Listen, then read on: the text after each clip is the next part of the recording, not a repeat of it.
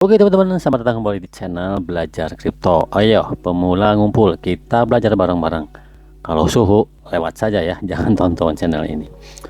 Nah teman-teman, mungkin kalian bertanya ya, karena mungkin sudah sedikit paham nih ya dengan apa itu cryptocurrency, apa itu Bitcoin, apa itu blockchain. Nah sekarang kita akan bahas sedikit bagaimana cara kerja cryptocurrency itu teman-teman ya. Sebetulnya kalau secara garis besar sama saja seperti kita transaksi dengan uang konvensional ya.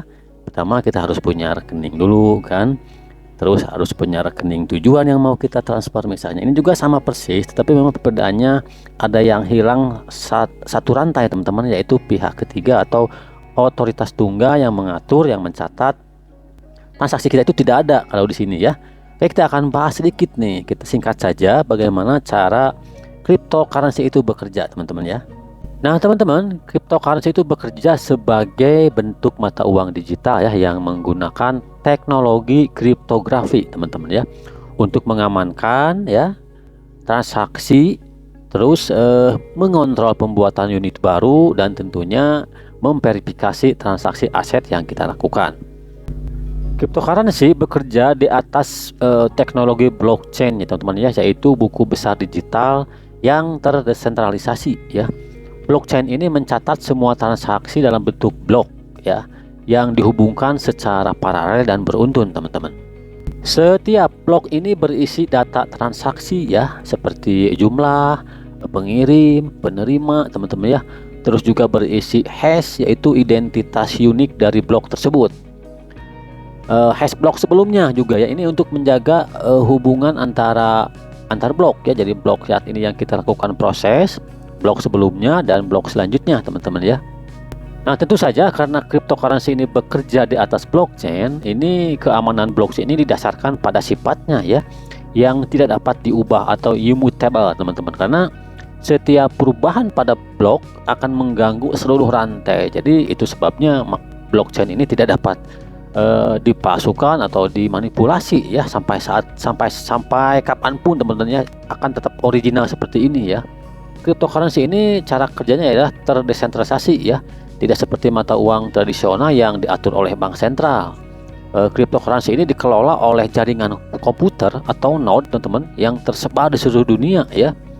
Desentralisasi ini memastikan bahwa tidak ada entitas tunggal, orang tunggal, atau apa teman-teman ya, kekuasaan tunggal yang mengontrol jaringan teman-teman ya. Jadi semua kita yang tergabung di jaringan blockchain itulah pengawas, pengontrol sekaligus teman-teman ya. Kemudian teman-teman, proses transaksi cryptocurrency ini bersifat inisiasi ya, yaitu pengguna mengirim cryptocurrency dari dompet digitalnya ke alamat penerima secara langsung, tidak ada pihak perantara ya.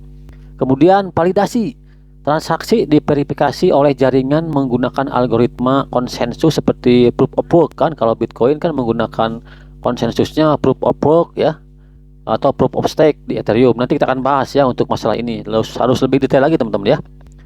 Kemudian pencatatan setelah valid, transaksi dimasukkan ke dalam blok yang baru dan ditambahkan ke blockchain. Jadi intinya keamanan ya dan anonimitas ini sangat kental teman-teman di cryptocurrency ya. Aman dan anonimitas, tidak dikenal siapa pemilik setiap dompet atau wallet itu ya. Transaksinya memang terbuka, transparan, tetapi tidak bisa diidentifikasi siapa orang yang mengirim atau menerima cryptocurrency tersebut teman-teman ya. Nah teman-teman, untuk para pengguna cryptocurrency nanti ini, setiap pengguna itu memiliki kunci private ya untuk mengakses dompet. Nah ini yang jangan sampai kalian hilang, karena kalau kunci private ini hilang, tidak ada seorang pun yang dapat mengakses atau membackup nih ya, dompet kalian akan hangus kalau kalian tidak bisa login sama sekali ya.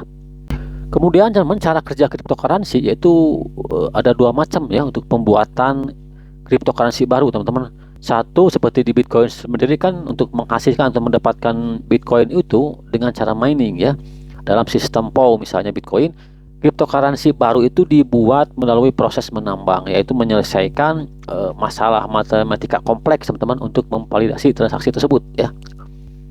Jadi setelah, memang untuk mining ini memerlukan energi yang besar teman-teman ya, untuk memerlukan hardware yang canggih juga ya, untuk menghasilkan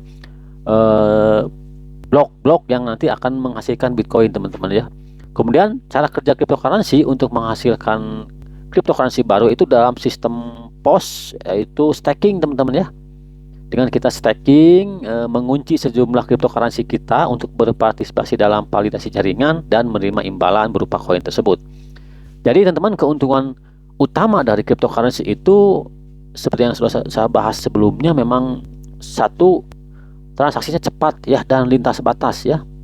Mau kita bertransaksi ke daerah kemanapun, kapanpun ya, dengan siapapun tentu akan sangat cepat dan aman karena tidak memerlukan perantara, misalnya bank ya atau otoritas tunggal lainnya.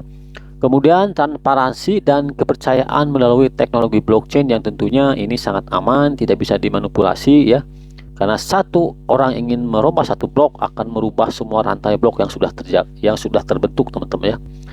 Namun, di samping itu karena sifatnya yang terdesentralisasi dan anonim, teman-teman, kekurangan cryptocurrency ini juga rentan terhadap penyalahgunaan ya, seperti pencucian uang atau aktivitas ilegal lainnya. Kenapa ya? Karena memang orang yang melakukan transaksi, misalnya pencucian uang atau aktivitas ilegal, itu tidak bisa dilacak siapa pemiliknya ya. Walaupun di blockchain ini nampak alamat dompetnya, nampak juga hashnya, nampak juga riwayat transaksinya, kapan, jamnya, detiknya ya. Nah itu nampak semua, teman-teman, sangat transparan ya. Tetapi untuk identitas pengirim atau penerima itu tidak bisa dilacak karena memang sifat anonim ini ya, salah satu kelebihan dari cryptocurrency atau blockchain ya. Tapi kalau untuk orang-orang yang mungkin dia menggunakan ini secara negatif, ini bisa disalahgunakan untuk pencucian uang atau transaksi ilegal, teman-teman ya. Jadi intinya cryptocurrency ini memang sangat membantu ya. Tapi yang namanya teknologi tetap, teman-teman, tergantung bagaimana orang yang menggunakannya ya. Kalian punya misalnya sebuah gadget pun di rumah, kalau digunakan untuk hal-hal yang negatif tentunya ya akan memberikan dampak yang negatif juga ya. Jadi cryptocurrency ini mungkin bagi kalian yang baru mengenal nih ya, bisa silahkan coba membuat dulu dompet atau walletnya. Saya sarankan, saya sendiri sih pengguna Indodax ya, sudah lama ini. Nanti saya kasih linknya untuk pendaftaran di Indodaxnya. Kalian bisa nanti jangan dulu transaksi, lihat-lihat dulu gitu ya, marketnya seperti apa, harganya seperti apa, fluktuatifnya seperti apa ya di dunia cryptocurrency ini, teman-teman ya. Nah itu, teman-teman ya, sekilas bagaimana cara kerja cryptocurrency ini. Sebetulnya hampir sama persis dengan halnya transaksi di dunia konvensional, keuangan konvensional, tapi memang ada beberapa urutan atau rantai yang dilewat, seperti tidak ada otoritas tunggal ya, tidak ada pencatatan oleh pihak ketiga, langsung peer to peer, cepat ya, tidak ada gas fee yang mahal. Nah, di sini kelebihan dari cryptocurrency ya. Jadi itulah, gunakan teknologi dengan bijak, teman-teman ya, supaya bisa memberikan dampak positif dan kemajuan teknologi ini makin memperadabkan keadaban manusia gitu ya. Jadi ya, terima kasih yang sudah subscribe dan nonton di channel ini. Silahkan yang mau bertanya di kolom komentar saja. Apabila saya bisa jawab, saya akan coba jawab ya. Sekian, terima kasih. Wassalam.